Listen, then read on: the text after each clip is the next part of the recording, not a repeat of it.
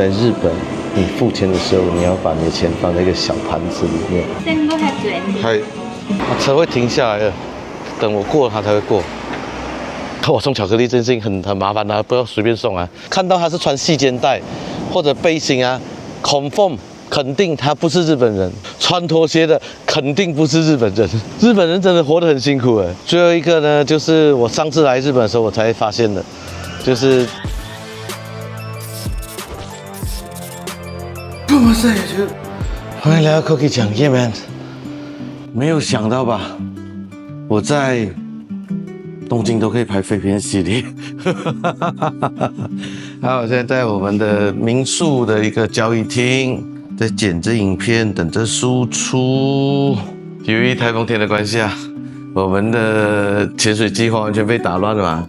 然后我的小伙伴们现在去富士山，然后我在想说，我可以来拍一期废片系列啊，在东京拍废片。其实与其说是废片，其实比较像是如果你来日本旅游或者东京旅游，你需要注意的东西。小伙伴们现在在晒着他们的潜水装备，浪是有点大啦，浪是有点大。那个就是神子渊岛啊，那个不知道看得到吗？反正就凸起来那个。好，我走到市区了。原来这个城市叫下田市，下田市观光协会。里面应该有很多这些导览啊之类的。哦，这边还有水族馆啊，可以去。博物馆。日本餐厅啊，有很多规矩啊，所以我先去吃个午餐。很热啊，2点多还没有吃。不过这个天空啊，很可怕。这个才是台风天嘛，对不对？昨天风和日丽不给我们下去潜水，过分哦。现在随便来找一家。这叫伊豆海鲜，什么龙，然后吃一个龙凤，我靠，看起来就很好吃哎，哎呦，这看起来很爽哎，哎呦，要来日本旅游啊，有一件很重要的事情，就是在餐厅内基本上是不能随便讲话，要安静，除非你吃面，或者你去居酒屋，居酒屋你才可以在那边聊天。哇，可是你知道吗？东京的居酒屋啊，那些日本人讲话西北大声很吵啊，然后喝醉的日本人也是很恐怖的。但是像这种地方，你就要小声讲话。他说这个有7样海鲜，2500，可是我不想吃这个嘞。然后下面这个是3100。他们既然都推荐了，就吃这个吧，就吃这个吧。来日本旅游，第一个很重要的就是你不能随便拍到别人。就是不能怼着他来拍，这个非常非常重要。日本人，他们对于饮食是比较保护的，特别是电车上面啊，你真的要很小心。像我旁边这边有一桌人在吃饭，然后可是我就不能拍他们，所以我就没有拍他们。第二个呢，就是如果你去那些榻榻米，把你的鞋子往外放，如果你没有鞋头往外放，他们会觉得你很不礼貌。就这样吧，他们就是这样子的社会。所以如果你来日本的话，你去居酒屋，你再看一下，你要很小心这件事情。没有虾子耶，我这看起来很澎湃，哇，很爽哦。2500哎，2500多少钱？不然后还有这个 wasabi 汤，来吃午餐。吃完之后和大家讲第3个，就是在日本，你付钱的时候，你要把你的钱放在一个小盘子里面。ありがとうございます。はい。2500円です。はい。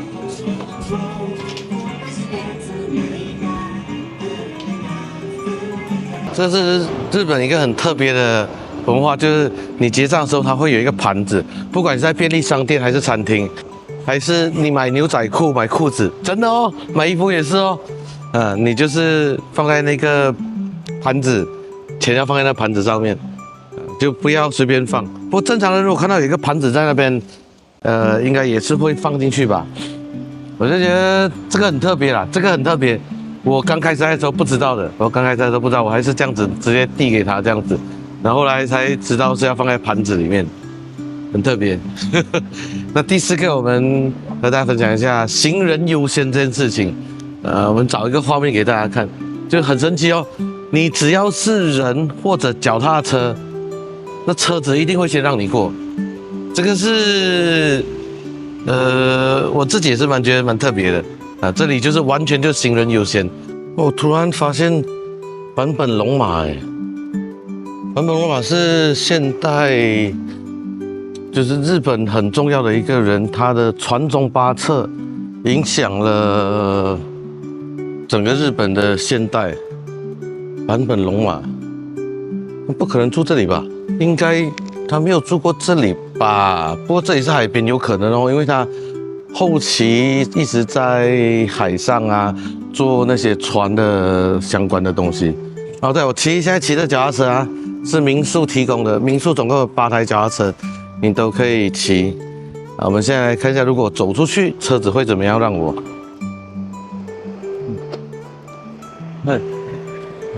车会停下来的，等我过了它才会过，很特别的日本。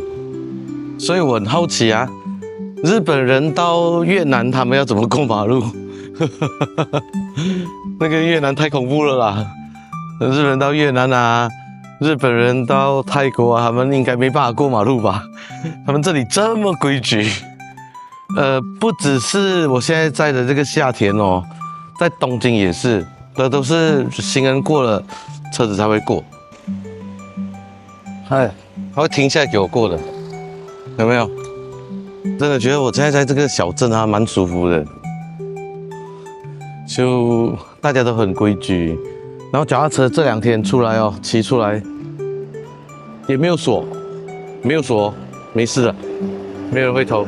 日本是一个很重视你有没有案底啊，就如果你已经有案底，在警察局有案底啊，就是以后你连找工作都很难，租房子都很难，所以他们对于犯罪啊这件事情是很小心的。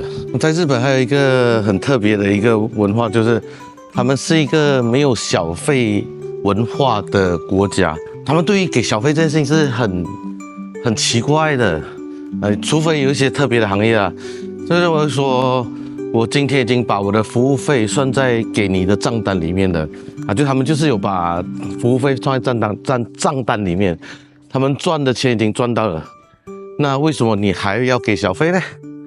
还有在日本，你随便送礼物啊，他们也会觉得怕怕的。就是之前工作的时候啊，就是可能送他香水啊，送他什么啊，他们觉得你是不是对我另有企图？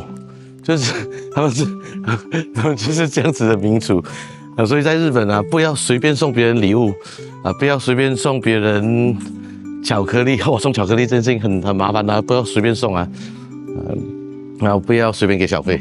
那还有另外一件事情是，我的妈呀，我这次来，不是这次，我来了几次之后，我深刻体验的，就是日本是一个很喜欢排队的国家，我相信大家都知道吧？就是他们好吃的啊，大家都喜欢去排队，然后他们也是很喜欢预约的。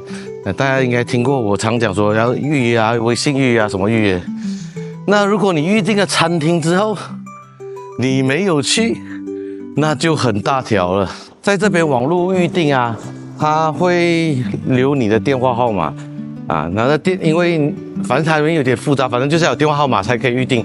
所以在差不多疫情以前啊，很多人到日本旅行只可以办 WiFi 盒子、WiFi 发射器，不能买他们电话卡，因为他们这边要有实名认证啊。反正日本是一个很烦的国家啦。如果你预约了，你没有去啊，比较好一点的餐厅啊，他会把账单寄给你。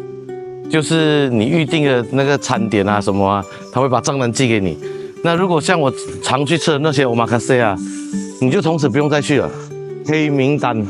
你只要敢放飞机爽约，就是黑名单。这个我第一次听到的时候，我有点吓到，哪里有这种事情？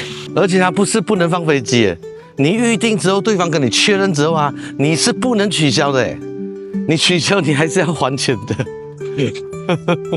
啊，当天不能取消，前2天可能可以，可是，据我所知比较高级一点的啊，我这次去吃了什么鹿肉啊、马肉啊，或者一些比较好的地方都不能取消的。他们预约有些是预约要1-2个月后，啊，我那时候听到有一个很夸张，要预约到明年，很重要的啊，就是你预约了几点啊，可能是15号下午3点，你就要出现。啊。不过现在他们不知道对外国人是怎么样，反正就是你只要是日本人就都是这样子，这个是很特别的文化。你突然临时有事情不能去，可以啊，钱照付，因为他已经帮你准备食材了啊。这个就是日本人所谓的你造成了别人的困扰。这个就是他们的渔船的停泊啦，现在船很多啊，是因为台风要来了，所以很多船都停进来。刚不小心发现了一个寺庙，想说这个寺庙啊，是建在1635年啊，感觉真的蛮有年代感啊。后面是很多人的墓碑。然后停车场在后面，哇，有一口井哎，我相信这个是很后面，然后再加进去的啦。试一下，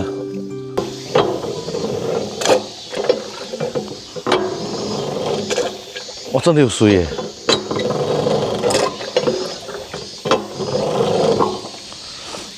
真的有井水耶！我要再加大师傅来讲一点政治不正确的东西了。我之前做那个胡志明啊，就是越南废除中文字那个东西，然后反正下面很多人留言啊，然后讲说，哎呀，以前什么越南啊，还有那个什么日本啊、朝鲜啊，都是中文的输出国，都是中国的藩主国，我讲一大堆啊。但是我要告诉大家，我想告诉这些人。日本虽然那时候学习了中文，那时候唐朝中国真的很强大，可日本把书写方式直的书写方式保留到现在。要讲别人就是很容易啊，要讲说你学我啊，要讲说你是我的小弟啊，很容易啊。可是你要保留文化几百年啊，很难啊。要批评别人真的很容易啊，可是我觉得看别人的优点多一点。不要一直在说自己多强大，多强大，真的。好，我们去海边，做最后3个结论：走路不能吃东西，垃圾不能乱丢，还有，好像我讲垃圾，还讲垃圾，其实我觉得无所谓，因为我是一个马来西亚人，没有在纠结这些东西。那还有第3个就是刺青不会露出来。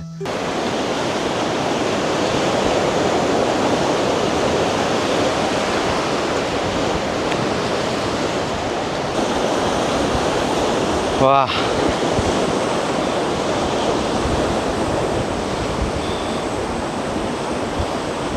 浪真的有点大哦。那个凸起来的，有一个灯塔的那个，不知道大家看得到吗？就是神子源岛。明年我还会再回来的，今年遇到台风，算我倒霉。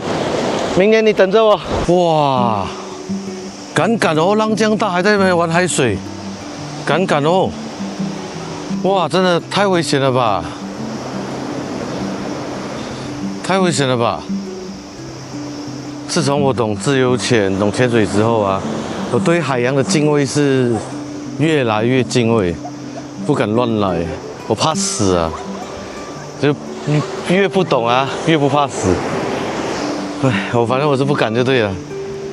这种天气我是不会下海的，这种浪我是不会下海的。不可能下海的，我是不可能的。如果你有朋友这样子被浪卷走，你也不能去救他，因为你的命可能也会不见掉。1条命还是2条命，自己选啊。我们来讲一下，在日本不能边走路边吃东西这件事情。这事情其实我开始的时候也是很纳闷的，因为你看啊，在日本其实有很多路边摊啊，他们不管卖什么章鱼小丸子啊、烤肉啊什么。我以前刚开始的时候买的就直接吃。然后我的日本朋友说：“哎，ダメです，不能。”我就问这样要怎么吃？他就想说：“哎，这样子我们会找一张桌子坐下来的时候吃。”我说：“啊，路边小吃不是这样子咩？买了就直接啃了吗？你坐住的时候不就凉掉了？而且他们有些像是烤鸡皮啊，烤一些东西，不会凉掉咩？”我说打咩就打咩咯，没办法。所以日本人对这个东西很介意的。还有之前我在哪里啊？好像在那个六本木啊，我买了一个鲷鱼烧，里面放红豆的，我买了就直接吃了。然后日本人也这样子看住我，因为六本木啊是比较高级的地方，有时候我还是会忘记啦。可是还是不要了，还是不要了哈。那这个接下来我们可以连接到就是日本是一个几乎马路上没有什么垃圾桶的地方，垃圾桶的地方。哇，这个真的也是厉害。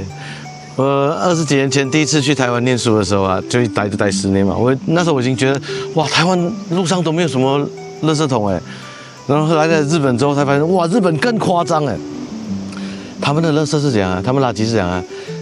放在书包里面带回家丢了。这个我是问当地人啊，当地人告诉我的，我是惊呆了，你知道吗？怎么可能会有人这样子搞嘞？那他们就是这样子，就是外面如果没有，不管你是水啊，或者食物啊、垃圾袋啊，任何东西啊 ，7-Eleven 全家买的东西啊，通通带回去丢。惊呆了，我的老天鹅啊！这个是真是很神奇的一个国家或者民族，他们路上基本上真的没有什么垃圾桶，然后他们垃圾分类也做得很，我不能用极端啦，可是做得很爱护地球。最后一个呢，就是我上次来日本的时候我才发现的，就是在日本你不能随便露出你的纹身刺青啊，除非你是欧美人啦，一看就知道你不是日本人啦。女生不能露出肩膀，啊，也不能露出肚子，除非你去海边还是其他地方，是不是很神奇的地方？是不是很神奇的国家？你在路上啊，你在东京路上，你只要看到他是穿细肩带或者背心啊 ，confirm 肯定他不是日本人，穿拖鞋的肯定不是日本人。日本人真的活得很辛苦哎。如果你有刺青啊，有些澡堂你都进不去。就是上次我来的时候，就去年冬天的时候，我想去泡澡嘛，就是在东京的时候，他们说有刺青不能进去，然后讲说要贴一个什么东西啊才可以进去。因为我去的是纯日本人去的，不是那种游客去的。我觉得今天的影片差不多就要这样子啊，可能他们很久或者很少看到沙滩吧，但是真的危险。不过也有可能他们不知道这样危险。很开心，透过过去我来日本差不多7、8次的经验，和大家分享了来日本要注意的10件事情。不过我好像讲到11件啊，不过没关系，不重要。大家看得开心最重要。那今天影片就到这里为止。拿过去，喜欢这个影片在 YouTube 看到点赞、订阅之后打开小铃铛 ，Facebook 看到帮我分享出去。我们日本东京系列还没有结束，明天就要回东京啊。OK。Let go.